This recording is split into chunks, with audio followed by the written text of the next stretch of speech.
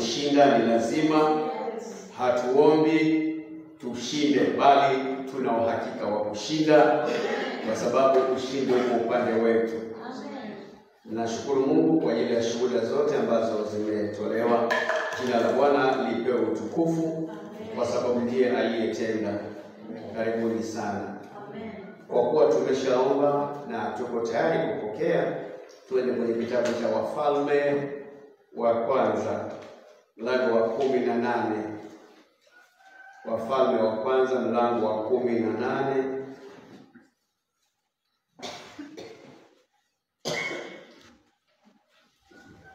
Kuanzia mstari wa 17 inasema, ikawa Ahab alipomwona Eliya, Ahab akamwambia, je, ni wewe, ewe mtaabishaji wa Israeli? Naye akajibu, si mimi niliyetaabisha Israeli, bali ni wewe na nyumba ya baba yako, kwa kuwa umeziacha amri za Bwana, nawe umewafuata Mabaali. Tumesikia maneno hayo. Mambo yalikuwa hayaendi vizuri Israeli. Mambo hayakuwa hayaendi vizuri, na Mungu alikuwa hayuko pamoja na Waisraeli. Kwa hiyo kulikuwa na taabu na matatizo. Wakati wote watu wanapoiacha sheria ya Mungu na kuacha mapenzi ya Mungu, wana attract wrath ya Mungu, wana attract matatizo mengi, kwa sababu kunakuwa hakuna mtetezi. Sasa matatizo yalipokuwepo, mfalme yule ambaye alikuwa anaongoza wana wa Israeli alikuwa ameendekeza ibada ya sanamu. Hii ilileta matatizo mengi katika nchi hiyo, na mambo yalikuwa hayaendi vizuri, kwa sababu Mungu alikuwa haabudiwi. Sasa wakati tabu zimezidi, Eliya yeye alikuwa nabii wa Mungu na alikuwa akikazana katika njia zake za kumcha Bwana. Mfalme akatafsiri tabu hii tunayopata ni kwa sababu ya huyu aitwaye Eliya ametutaabisha sana. Mtu anapokuwa peke yake, mtu anapokuwa anamtumikia Mungu, wakati mwingine wale wengi ndio wanayofuata njia iliyopana na huona kana kwamba njia ya Mungu ndio tatizo. Unakumbuka wakati ambapo Yesu alipokuwa duniani, watu wengi Wayahudi, Mafarisayo na waandishi, wao walikuwa wanaona Yesu ameleta shida sana, anakufuru Mungu, na walikuwa wakimlaumu kwa kila hali. Wasijue ya kwamba huyo Yesu kama angefuatwa ndio mambo yangekuwa mazuri, lakini walimuinukia wote, na hata kiwango cha kuweza kumsulubisha na kumuondoa, wakiona ya kwamba sasa mambo yamenyoka na tunatenda mapenzi ya Mungu. Wakati wa mitume vile vile watu walikuwa wanaona kina Paulo ya kwamba wao ndio wataabishaji wa nchi, kwa sababu wanaigeuza nchi ikae vile hawataki. Kuna vile binadamu anataka dunia iende, kwa sababu baada ya shetani kutupwa hapa, ametawala eneo na wanadamu wakakumbatia kwamba ile ndiyo kawaida. Si ajabu kuona ya kwamba hata watu wanapookoka na kumcha Mungu wanalaumiwa. Unasikia mtu akisema ya kwamba siku hizi watu ni walokole, wameacha mila, wameacha utamaduni, ndio maana shida hizi zimekuwepo. Zamani tulikuwa tunaenda tunafanya matambiko na mambo yanakuwa sawa, lakini siku hizi watu wamekimbilia makanisani, siku hizi mambo hayafanyike kama vile. Kwa hiyo mtu anapogeukia njia ya Mungu, kwa sababu wengi wameshazoezwa njia za giza, humuona yule mwenye nuru kwamba ni mtaabishaji. Ndio maana Yesu alipokuja duniani hakupendwa. Biblia inasema ya kwamba alipokuja kwa walio wake walimkataa, lakini wale waliompokea aliwapa uwezo wa kufanyika wana wa Mungu. Bwana asifiwe. Kwa hiyo ianze kujulikana, ukipata upendo unachukiwa kwa sababu ya imani yako, elewa ya kwamba hujaanza wewe, ianze kukutia moyo na kuona kwamba usitarajie kupendwa wala kupigiwa makofi wala kushangiliwa. Yesu alikataliwa na wale aliowaendea. Badala ya watu kushangilia kwamba ukombozi umekuja, walimuinukia. Sasa hapa tunaona kitu kimoja, Ahabu ambaye ni mwabudu wa Mabaali.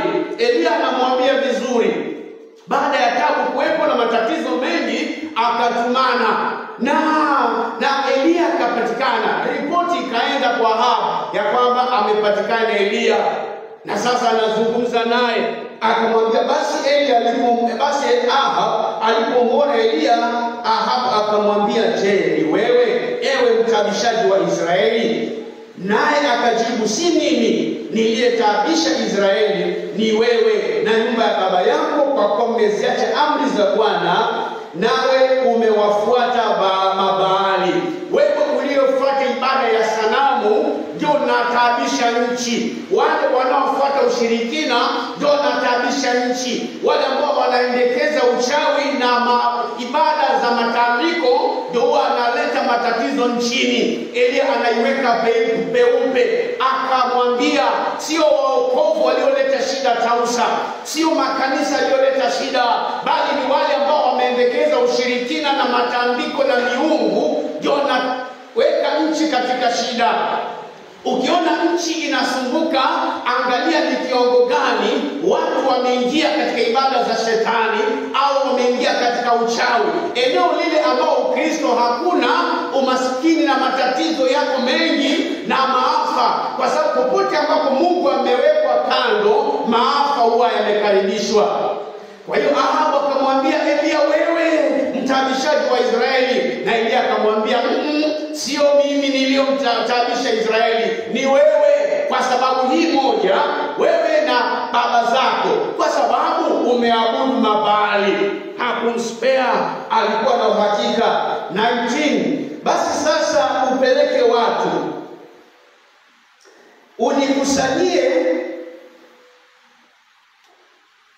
jamii ya Israeli katika mlima wa Kameli, na wale manabii wa Baali 450 na wale manabii wa Ashera 400, walao chakula mezani pa Israeli, pa Jezebeli. Jezebeli alikuwa ni mke wa mfalme, alikuwa ni malkia huyu. Jezebeli alikuwa ni mke wa Ahabu. Kwa hivyo angalia ibada ya Baali, na ujue huyu Ahabu alikuwa ni Mwisraeli aliyekengeuka. Ni baadhi ya wale wafalme ambao walisemekana ya kwamba waliwaongoza Israeli kumwacha Mungu. Hapo wali wafalme walikuwa wakipokezana, akifa huyo anaingia mwingine. Unakuta kuna mwingine anawarudisha wanaabudu Mungu, mambo yanakuwa vizuri. Mwingine anaingia anaongoza katika maasi, ghadhabu ya Mungu inakuja juu yao. Alikuwa ni mmoja aliyetekwa nyara katika hali ya kuabudu sanamu, na hasa mke wake ndio aliyekuwa sumu kubwa. Kumbuka kidogo moyo kidogo ulikuwa nafuu, lakini mke wake ndio akawa tatizo. Siku moja ameenda akaona shamba moja nzuri ya Nabo, ya mtu anaitwa Nabo. Akasema, hii shamba vile imepakana na mimi, si ninawezi niongee na mwenyewe aweze niinunue, yeye anunue sehemu nyingine na mimi iwe ya kwangu hii, kwa sababu imepakana na mimi. Akamwongelesha Ahabu, lakini Ahabu akasema, hapana, siwezi kukuzia shamba ya urithi, haiwezekani. Na Ahabu hakumfanya kitu, kwa sababu kidogo alikuwa na chembe ya uungu ndani, chembe kiasi. Akarudi amehuzunika, lakini mke wake akamchochea, akamwambia jambo dogo hilo, na mke wake akaorganize Jezebeli huyu, akafanya mpango, Nabothi akauawa. Alipouawa akamwambia, haya mfalme, inuka ukatawale, jambo dogo hilo. Kwa hiyo mke wake ambaye ni Jezebeli, angalia kinachozungumzwa hapa. Inasemekana ya kwamba manabii wale wa Baali, manabii wa sanamu na maashera, yaani alikuwa na manabii wengi tu, na kiongozi wao mkuu alikuwa ni Jezebeli. Inasema, basi sasa upeleke watu, unikusanyie jamii ya Israeli katika mlima Kameli, alafu na wale manabii wa Baali ngapi? 450. Hao ni wa Baali. Na wale manabii wa Ashera ngapi? 400. Walao chakula mezani pa Jezebeli. Yaani Jezebeli malkia huyu, chakula kisha andaliwa, hao ndio walikuwa watu wa high table yake. Manabii wa sanamu 450 wa Baali wamekaa mezani, wale chakula cha mfalme. Walikuwa wamepewa heshima ya hali ya juu. Isitoshe akawa na manabii wengine 400 wa Ashera, na wameketi mezani wanakula na malkia. Uone ni kiwango gani huyu malkia alikuwa amejitoa kwa ajili ya ibada isiyofaa, kwa ajili ya ibada ya sanamu. Sasa hiyo yote ndio ilileta taabu katika Israeli. Maana Mungu akiondolewa katika nchi, atakayeingia moja kwa moja ni Shetani, na tunajua Shetani huwa hana kizuri anayeleta, huleta uharibifu.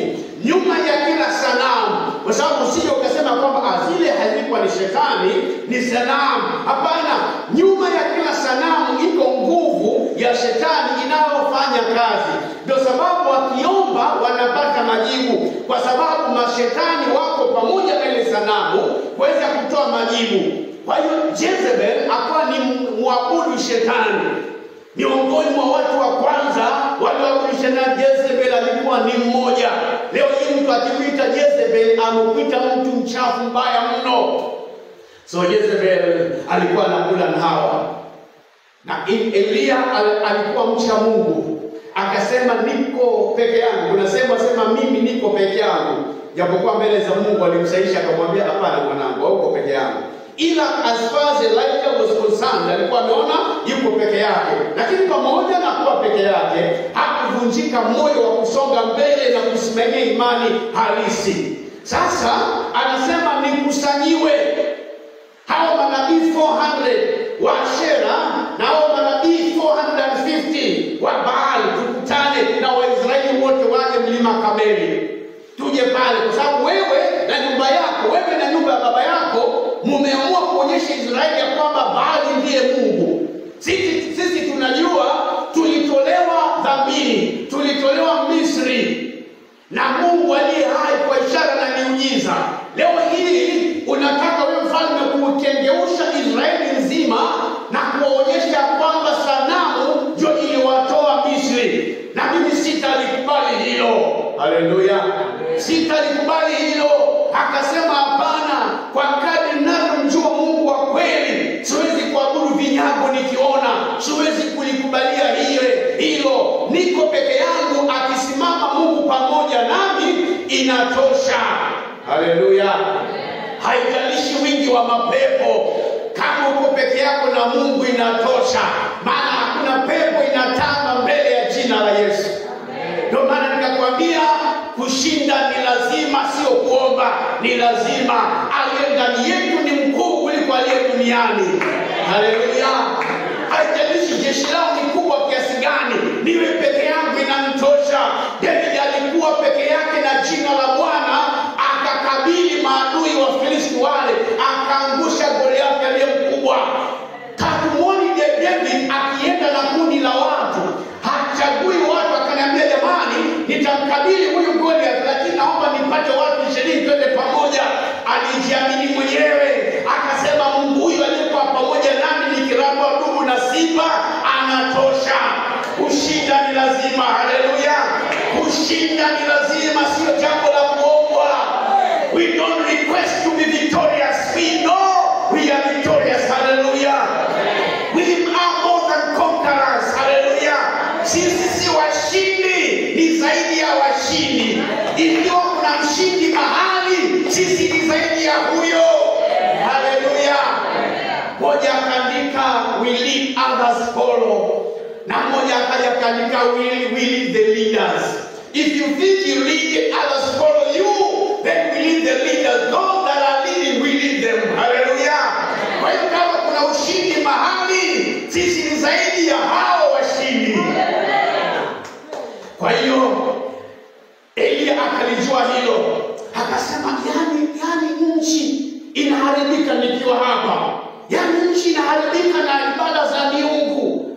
Miungu inaabudiwa. Na Elia akaingia katika kumtafuta Bwana, akawa na utukufu wa Mungu, akasema sasa niko tayari. Haleluya. Niko tayari. Lazima ufike mahali uvike, useme ya kwamba itausha inaharibika, kwa nini hivi nikiwepo? Haitawezekana. Unamkumbuka mhubiri mmoja nchi jirani amesema utekaji na mauaji yanayoendelea, mimi sitanyamaza, sitakubali. Amechana akasema hapana, nikiwa mtumishi wa Mungu mimi sikubali mambo hayo. Haleluya. Anaongea kuna yuko ndani ya serikali, lakini amesema hapana, pamoja na hiyo, kwa kuwa mimi ni mtumishi wa Mungu, siwezi kuangalia uovu ukiendelea nikitazama. Bwana asifiwe. So Elia naye akasema hapana, enough is enough. Hii Israeli inakumbukizwa babaya nikitazama.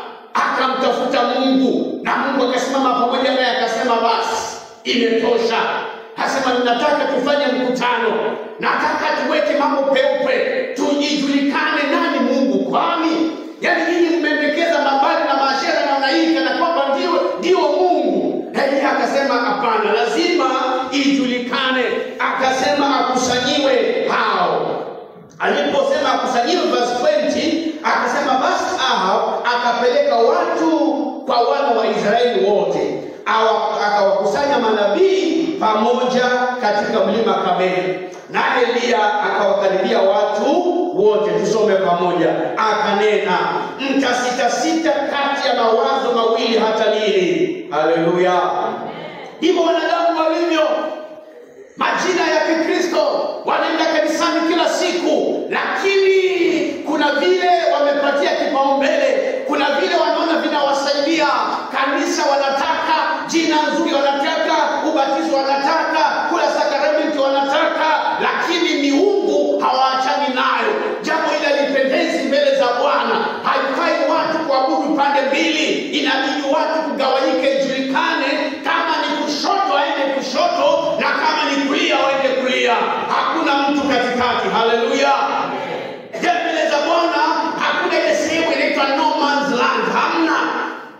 Katika mipaka ya nchi inasemekana kuna some meters ambazo huwa ni no man's land. Si Tanzania, si Kenya, yani iko hapo. Lakini sio kwa Mungu. Kwa Mungu lazima ijulikane, kwa sababu giza likiondoka tu ama nuru ikiondoka, giza halingojei. Haleluya. Ikifika jioni, jua likitokomea tu, hawezi kuwa na mwangaza hapo ikigojea mpaka iambiwe. Darkness sets in moja kwa moja, ina occupy haraka. Sasa ikasemekana hivi, inatakana ijulikane, wacha nikusanyiwe, mtasitasita katikati ya mawazo mawili hata lini? Bwana akiwa ndiye Mungu, mfuateni. Full stop. Yani period. Bwana akiwa ndiye Mungu, mfuateni. Na ibaki hivyo ya kwamba mko kwa Bwana. Na kama sivyo, kama ikiwa Baali ni Mungu, haya mfuateni yeye. Ijulikane. Yani ijulikane huyu ni mwokovu, njia yake ni Mungu. Na huyu ni mchawi, tuheshimiane. Ijulikane. Na kwa sababu ndio maana mimi nikiwa katika mkutano huwa ninasema jamani, hebu wachawi walio hapo wapunge mkono hewani tuwaone. Kwa sababu ni njia yao wamechagua. Kwa nini uionee haya na unaona ndio bora? Kama umechagua hakuna wa kutoa, umepewa ruhusa. Bwana asifiwe. Umeambiwa wazi mambo yako mawili, hakuna mtu anakung'ang'ania, hakuna mtu anakusumbua.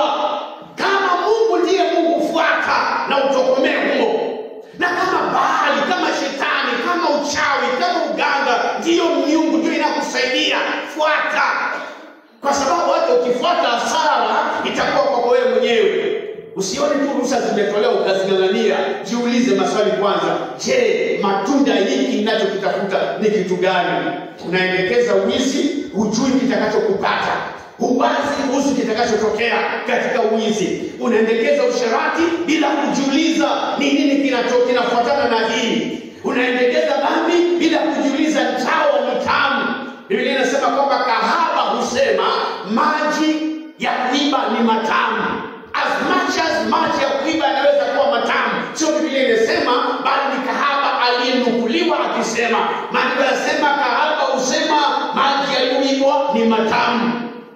Kwa hivyo wanaoendea wao wanasikia matamu, lakini hawajiulizi baada ya utanguu malipo yake ni gani. Elia akasema hapana, kuendelea kuabudu miungu kuna tuingiza katika shida, kuna tuingiza katika matatizo.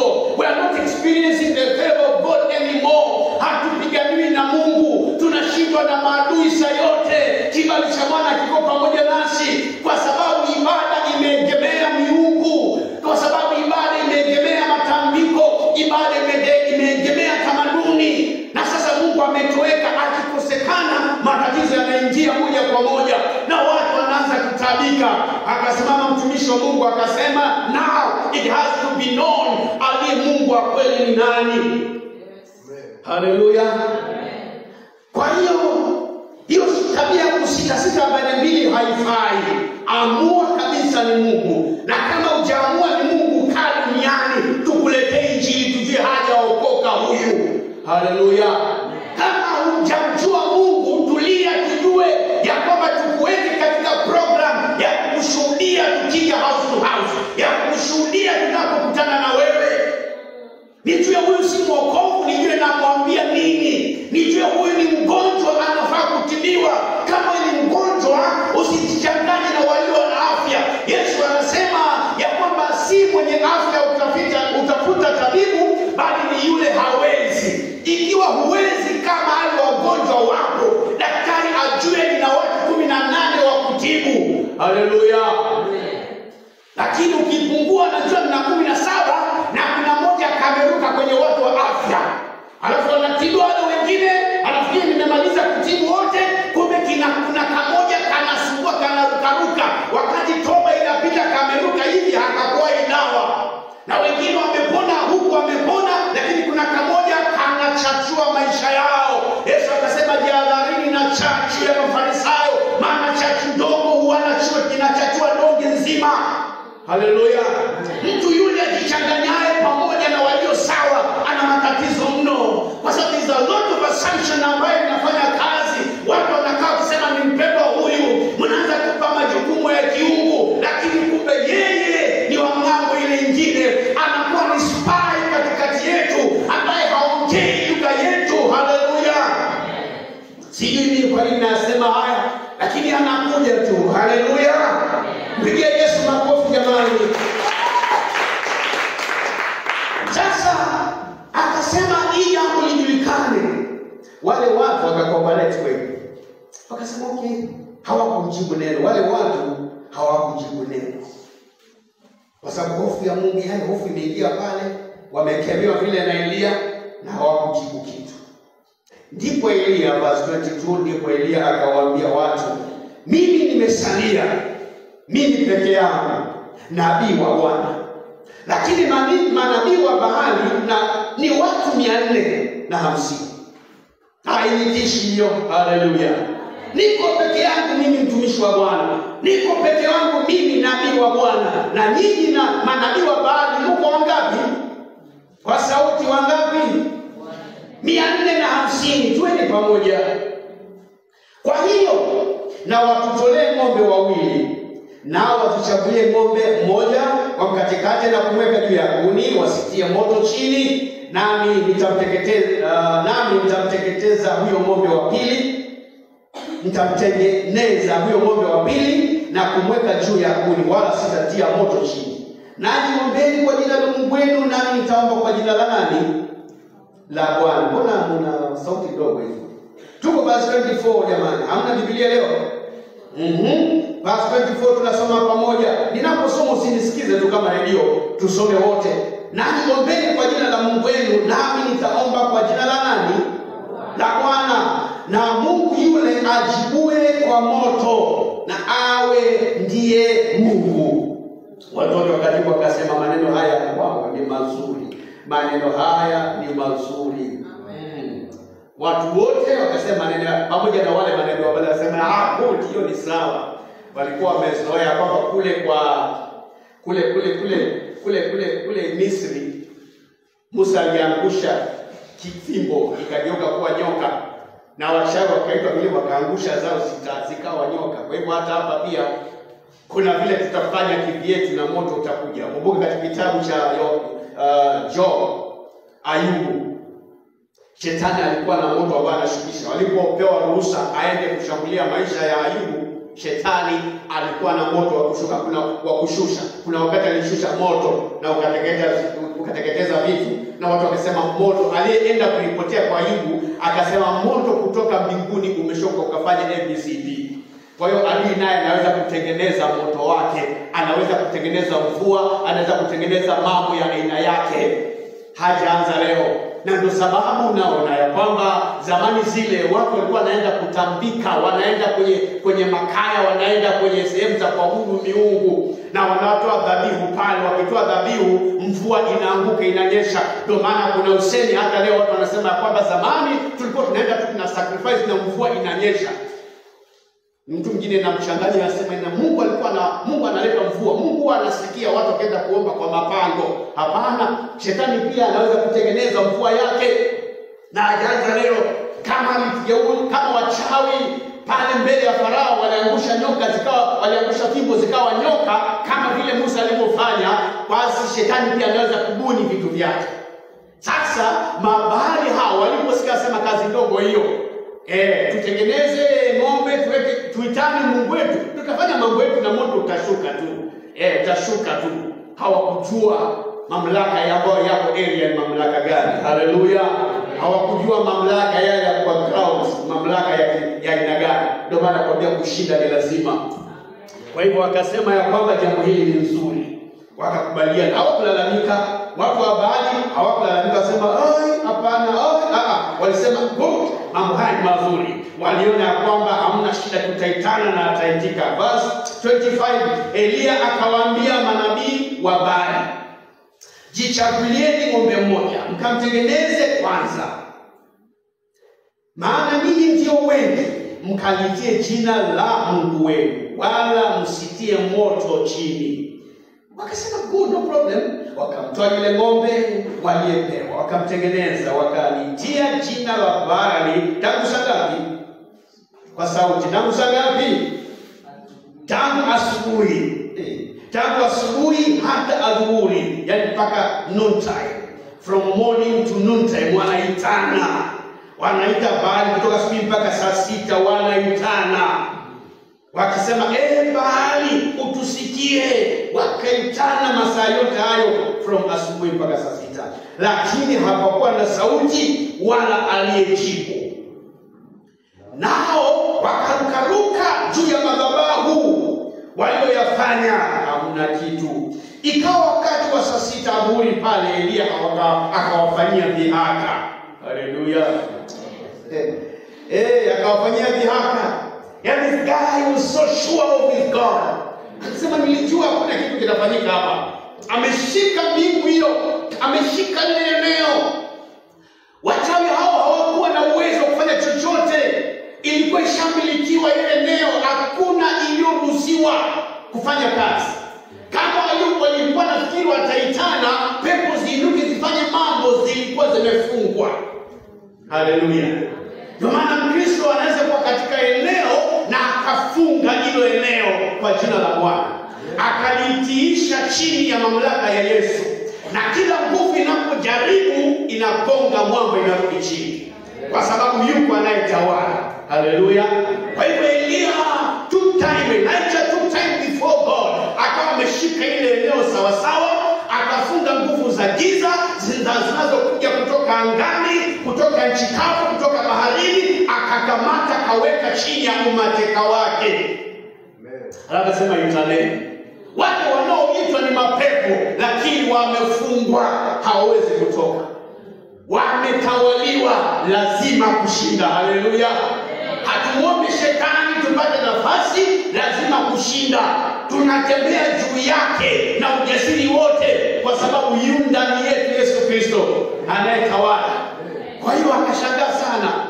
Tulikubali haraka hivi ya kwamba tutaitana, hiyo ni kazi rahisi. Tunaitaka miungu yetu na moto unakuja na unaendelea kuitana, moto uje sio tatizo. Walikubali haraka.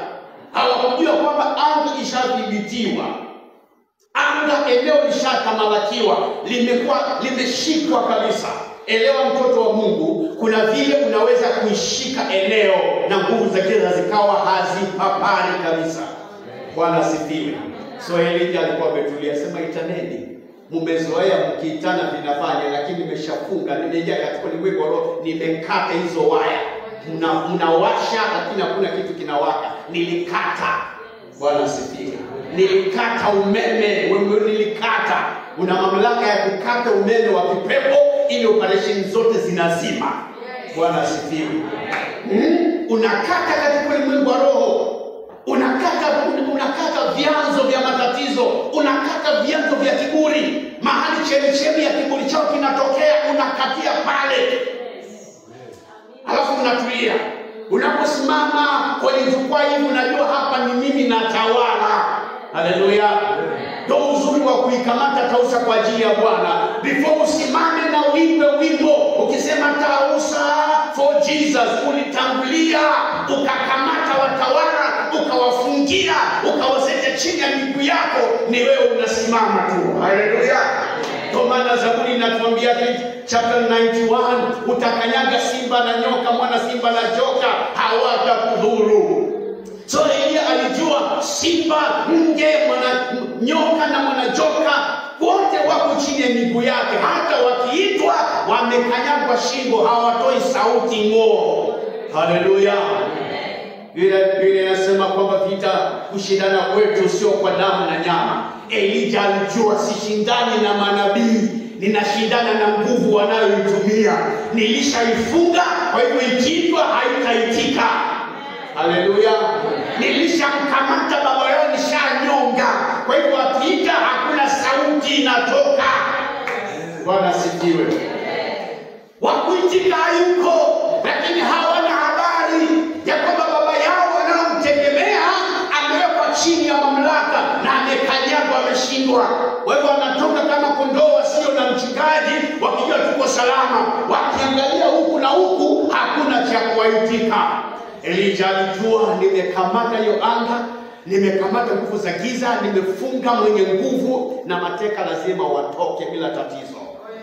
Yesu akasema huwezi kuingia ndani ya nyumba ya mwenye nguvu mpaka umemfunga, ndio ufungule mateka. So Elijah dealt na huyu mwenye nguvu, akakamata, akajua twendeni sasa. Najua mimi naenda na Mungu wangu, yeye naenda peke yake. Maana yule Mungu mnayeabudu yuko chini yangu na nimeshamfunga na mapema. Kwa hivyo mnaenda watupu. Nataka nende niwahakikishie katika mlima Kameli ya kwamba Mungu wenu anafungika.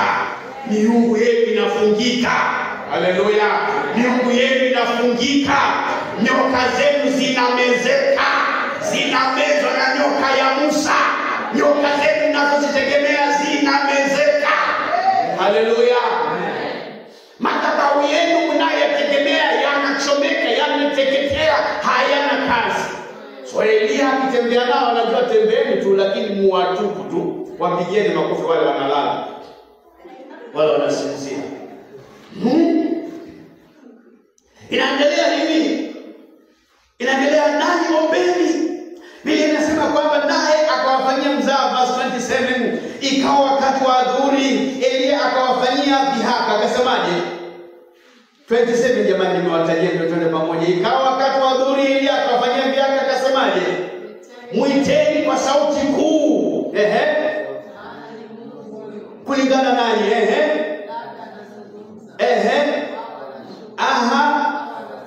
Imagine, labda amelala, sharti amshe, anawafanyia dhihaka.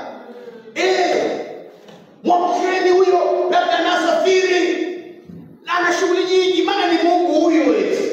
Anawaambia kabisa, anawaambia kabisa, mwiteni kwa sauti kuu, maana ni Mungu huyo.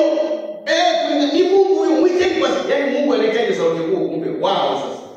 Labda anazungumza, akizungumza asikii. Sio kama Mungu wetu ambaye anaombwa hapa, anaombwa Uganda, anaombwa Kenya, anaombwa kwingineko, na anasikia at the same time na anafanya miujiza. Huyu wao akizungumza hawezi kushika vitu vingine. Labda anazungumza, au ana shughuli, au anasafiri, si anaenda wapi. Labda amelala, hadi Mungu yao inalala. Labda yani anawafanyia dhihaka. Wakati uko na uhakika wa Mungu wako, hauogopi mambo ya pili. Sharti aamshwe. Verse 28. Wakapiga kelele, wakajikatakata kwa visu, na viende kama ilivyo desturi yao, hata damu ikawachuruzika. Katika ibada za Baali na Maashera hufika mahali damu ikatakikana, na katika ibada ili iweze kuwa na nguvu wanaingia katika hali ya kujikata wenyewe. That was blood sacrifice. Wanataka kabisa, ili haikuwa inafanyika kwa sababu ya Elia. Biblia inasema ya kwamba ilikuwa ni desturi yao.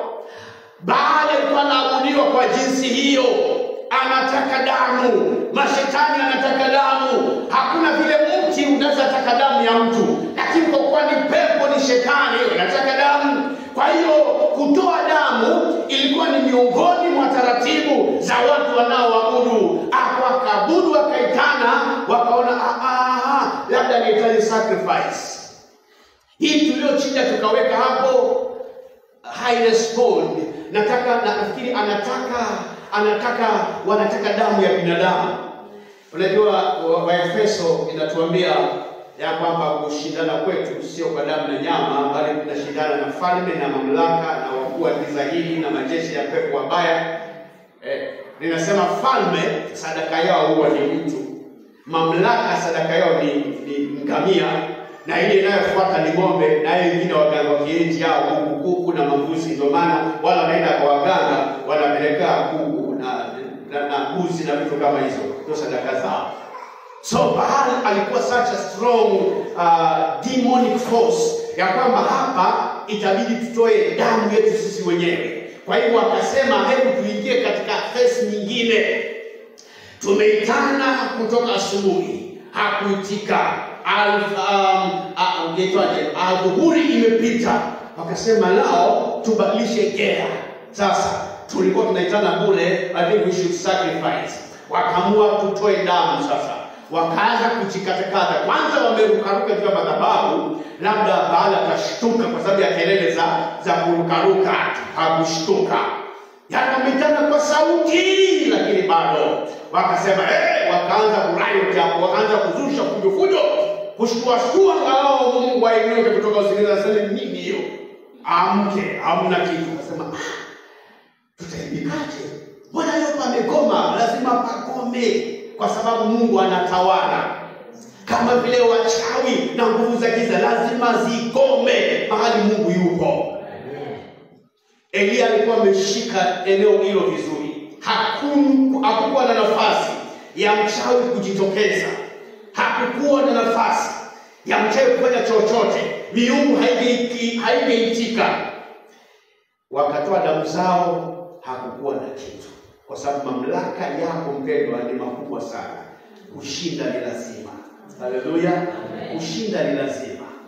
Ifike mahali mpendwa, wewe usiishi katika utumwa wa kumwogopa shetani. Hapana.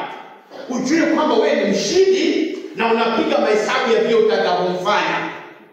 Unajua ni uchanga sana bado kungangana na shetani na kutaka kama unamuomba aondoke, na kutaka na kwamba unamuogopa na kusema nitafanya nini shetani? Akipasa shetani nitakufanya nini? Umenizuia hivi shetani. Tupite hapo. Kiasi cha kwamba tumeshapandishwa juu yake, sasa tuna ujasiri, tumekanyaga yeye, tunauliza tutamfanyaje leo? Ile agenda tuko nayo, tutashambulia namna gani? Yaani adui hatutishi tena. Ukiwa umezingirwa huko na utukufu wa Mungu katika maisha yako, hujiulizi maswali, adui akiniuma itakuwaje? Kuna mavazi huwa yanavaliwa na mtu anapokwenda kuvuna samaki, kuvuna asali. Yale mavazi rasmi. Unavaa, inafunika kila mahali, na uso kabisa inaacha kama kichungi ya kuonea au kama kioo kwa mfano, au kichungi fulani. Yaani nyuki hawawezi wakaingia wakakuma. Na ndio sababu ukienda kuvuna asali ukiwa umevaa hivyo, si lazima uende usiku, unaenda masaa yoyote. Haleluya. Amen. Si kweli mzangu? Ukishavaa ile mavazi kila kitu, nyuki haumi mahali, basi wewe unaenda na smoka yako ili kuwafukuza tu, kuondoa kwenye masega ya asali, ukichukua asali. Kwa sababu wewe umevaa silaha ya kutosha, na inaturudisha pale tunapoomba vaeni silaha zote, sio kidogo. Vaeni silaha ili mweze kuzishinda hila za muovu shetani. Tukivaa silaha za Mungu, hakuna mshale utakaopenya. Huogopi mishale yoyote. Unatembea kifua wazi bila shida, ukijua limefunikwa. Kwa hiyo unapovaa vile ukienda kuvuna asali, hujiulizi swali kama hawakiniuma, huulizi. Maana unajua hawezi kuuma. Haleluya. Kwa hiyo unaingia, unatawala pale. Hata wakikuzingira wewe ni mmoja, kuna maelfu ya nyuki, lakini umevaa silaha zote, hawaumi. Unaingia, unachukua mateka. Unasema hii asali mmeka hapa, hata kama inakaa yenu, lakini ilinuiwa kuwa na mimi. Hata ilitajwa katika nchi ya Kanaani tunayokwenda nyinyi nyuki, ya kwamba ile nchi ya Kanaani tunayoenda inatiririka maziwa na nini? Na asali. Wewe nyuki tengenezeni, lakini nimekuja asali hii ulipaswa kunitengenezea mimi. Unaziondoa tu na unavuna, unaondoa kwa wakati wako. Hauna time ya kusema mpaka usiku, mpaka saa fulani, mpaka saa fulani. Ukisikia mtu anaongea hivyo, hana vifaa. Ndio maana mpaka ile usiku mbona ategee. Kwa shetani hatutegei. Tunaenda anytime tunataka. Haleluya. Tunaenda kuvamia, tunafungua mateka saa ile tunataka. Hatungojei tu time alale. We don't time. Hatufanyi timing. Tungoje saa ile hayuko active. Tungoje saa ile amechoka ndio tuingie. Wezi wale waovu, wezi wale wanangojea masaa ya usiku, wanangoja nini? Lakini wale wabaya zaidi wanatembea na ujasiri kwa sababu wana silaha. Wanakuambia lala chini mchana na wanachukua wanachokitaka kwa sababu wamekuzidi nguvu. Lakini wale wasio na silaha wanangoja watu walale. Ndio sasa wanyemelee na wanaangalia pasi ya mke mtu. Kaa pale ukiangaliaka. Kaa pale ukiangalia. Ukiona mtu raise alarm, tuchomoke mara moja. Sasa kwenye shetani hatufanyi timing yoyote. Tukienda kuvuna asali, tukiwa tumevaa silaha, hatungojei usiku uingie. Tunaenda macho kwa macho. Kwa hiyo Elia akasema sasa peupe, mchana peupe. No timing ya kusema, hakuangalia ni muda gani Mungu anaitikaka kwa urahisi, hakuangalia chochote. Alisema sasa hamna shida, itaneni. Sasa walipomaliza kuitana, wakapiga kelele, wakajikatagaga kwa visu na viembe kama ilivyo desturi yao, hata damu ikawachuruzika. Ikawa wakati wa dhuhuri ulipopita, walifanya nini? Jamani, tuko verse 29, tuini pamoja, inatia moyo mhubiri. Haleluya. Verse 29, ikawa wakati wa dhuhuri ulipopita, walitabiri. Kwa hiyo unasikia walifanya nini? Usifikiri kwamba kutabiri ni kwa waokofu tu ama ni kwa wanabii wa Mungu. Hata kwa pande nyingine watu wanatabiri. Manabii wa Baali pia wanatabiri. Si kila mtu anayekutabiria ni wa Mungu. Si tumeshika hapa? Si kila mtu anayekutabiria ni wa Mungu. Hata manabii wa Baali na Ashera wanajua kutabiri. Wamefanya yote waliofundishwa. Ukitaka Mungu aitike, jikatekate, ukaruka, fanya nini? Ikifika mwisho kabisa, tabiri. Wakafanya hiyo yote. Walitabiri hata wakati wa kutoa dhabihu ya jioni pia wanautumia hiyo. Around saa 9. Kutoka saa 6 mpaka saa 9 pale. Lakini hapakuwa na sauti wala aliyejibu wala aliyeangaliwa. Kwa nini? Kwa sababu wote wamekamatwa. Before tuende zaidi, nataka tufahamu kitu kimoja. Hili ni eneo ambalo lilikuwa liko chini ya ibada hizi. Na limethibitiwa, limeendekeza ushirikina, limeendekeza miungu, limeendekeza. Kwa ufupi, shetani alikuwa amepewa ngome kutawala kabisa. Lakini limgharimu mtumishi wa Mungu kumtafuta Bwana na kuingia na kuoverpower hiyo na kushika mateka hizo. Alafu sasa ndio aweze kutana. Tukitaka kufanya mkutano uliofaulu, ndio pale lazima tuingie pale. Tujue kwamba hapa Baali anaabudiwa sana, tunakamata ule uwezo. Hapa Ashera anaabudiwa, tunakamata. Ukija kusimama hivi challenge wachawi, wanachallenjika. Haleluya. Ukisema ya kwamba patokee mchawi hapa, kama wewe mwanaume mchawi njoo, akija anashindwa kweli, kwa sababu ulitangulia. Elia hakwenda bibi, alijua hata mjini ni nguvu za giza, lakini alitangulia kuzidhibiti. Ndio maana alijua tunaenda na ushindi uko upande wangu. Anga zilikuwa zishamthibitishia ya kwamba mambo ni sawa. Ndio maana hakuna aliyeitika, hakuna aliyeangalia. Inawezekana hiyo. Haleluya. Watu wameshikwa na ushirikina, wameshikwa na uchawi. Watu wa Mungu tukiamua kuingia katika Bwana, kuingia katika roho na kuenda moja kwa moja kwa madhabahu yanayokamata watu na kuyavunja, kuyadhibiti, kuyafunga. Wakati utakaposimama kuhubiri, waliofungwa wanatoka wenyewe, hakuna cha kuwazuia, kwa sababu wamethibitiwa. Hakutakuwa na wakusema. Madhabahu yatakuwa yako chini huko, hayawezi kusema kitu, yamekanyagwa, yameinamishwa. Ni kama walioambiwa lala chini na wameonyeshwa hivi. Naona kwamba mtu kimonyesha bunduki lala chini, hata kama ni nani, kila mmoja anahofia maisha yake, huwa analala. Na walioingia wanafanya chochote anachokitaka. Ndivyo inapotokea tunapoingia katika territory ya aliyetawala na kumfunga. Tunamwambia sasa, tuna mkutano tunafanya, na tumenyamazisha uwezo wenu, hakuna kuzunguka hapa kwa jina la Yesu. Tunafunga movement zote za kishetani mahali hapa. Tunafunga uchawi, tunaukemesha, tunaukomesha na tunauondoa. Inabidi walale chini na kunyamaza na kuacha mambo yaendelee. Kama walikuwa wameshika, inabidi waachilie. Ukiambia achia, wanaachia. Haleluya. Si kila mmoja anayesema achia yanaachiwa. Hapana. Ndio natasema achia na ndio nakutolea macho. Unaniambia achia kama nani? Paulo tunamjua, Yesu tunamjua, wewe nani? Kama uko vizuri huwezi kusema achia vikaachiwa. Elia alijua nishakamata, nikisema achia, nikisema nyamaza, ndio bahari ya nyamaze. Elia alikuwa shanyamazisha na mapema. Alikuwa command.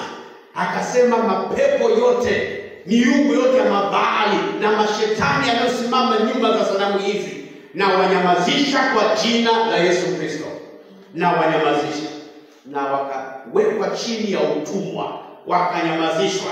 Wakafanya nini? Wakawekwa chini ya utumwa, wakawekwa chini ya utiifu. Mamlaka yale yakawekwa chini ya utiifu wa Kristo Yesu. Wakati kila kitu kimetiishwa Kristo Yesu, basi wale watumishi wa Kristo wanasimama wakiamuru na mambo yanaenda. Kama walikuwa wanashika watu kwa magonjwa, yanaachia. Kama ni vifungo vya kile, vinaachia, maana vilizimiwa umeme kitambo. Bwana asifiwe. Sasa baada ya shughuli hiyo, verse 30, kisha Elia akawaambia watu wote, nikaribieni mimi kwa ujasiri wote.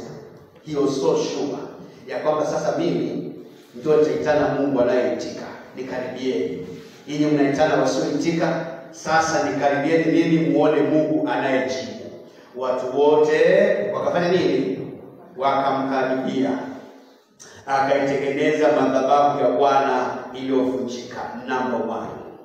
Akaitengeneza madhabahu ya Bwana iliyovunjika. Tuelewane hapa.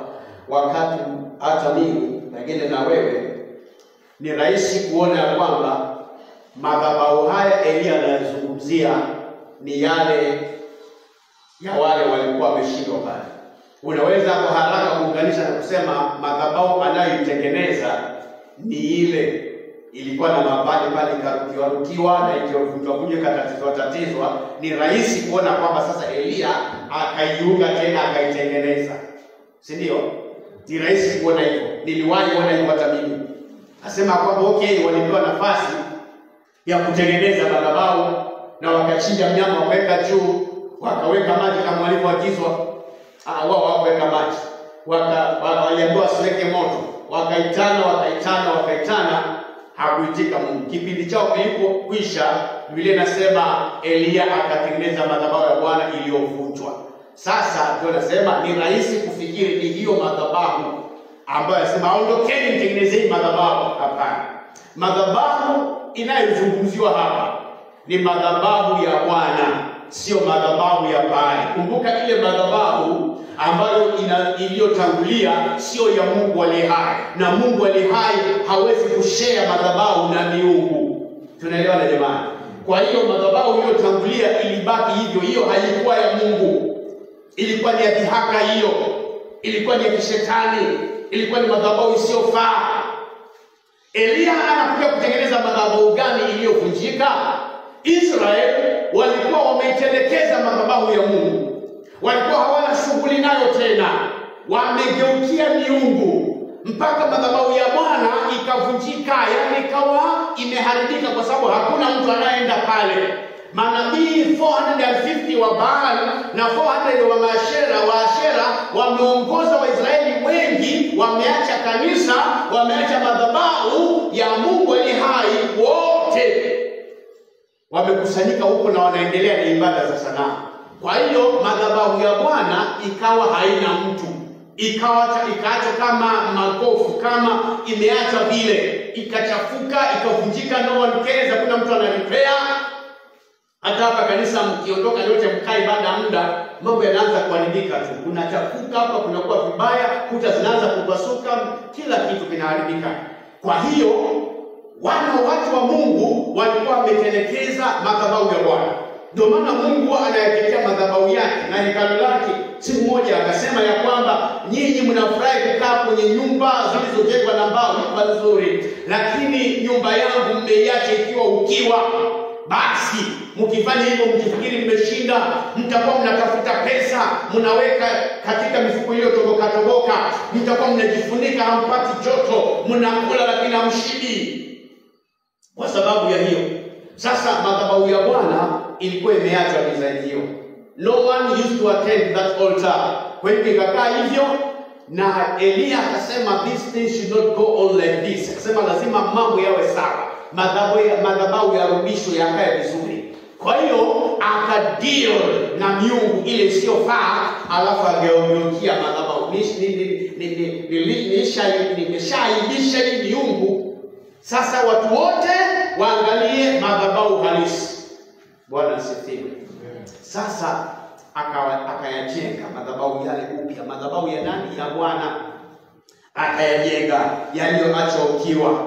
Alipoyajenga akamaliza, Elia akatoa mawe 12 kwa hesabu ya kabila la wana wa Yakobo, aliyejiliwa na neno la Bwana, na kuambia jina lako litakuwa Israeli. Naye akaijenga madhabahu kwa mawe hayo katika jina la Bwana. Akafanya mfereji, mitaro kando kama kwa vipimo viwili vya mbegu, ukiizunguka madhabahu. Kisha akazipanga zile kuni mwenyewe, akamkata yule ng'ombe vipande. Hakusema manabii wa Baali, njoni tutoe sadaka pamoja. Hapana, hii ni dhabihu ya kiungu, haya ni madhabahu ya pekee. Bwana asifiwe. Na ndio siku moja nikasema madhabahu ya nyumba ya Bwana, madhabahu hii ni chemichemi ya sauti ya Mungu, na yeyote anayekuwa madhabahuni anafanya kazi takatifu. Madhabahu sio jukwaa la kuchanganya kila mtu anayekuja, ni mahali panapoheshimiwa. Umemsikia Elia sasa Mabali njoni mtusaidie hili? Hakusema tuitikieni kwa sauti. Wao wameshinda mchana kutwa kitana Mungu wao,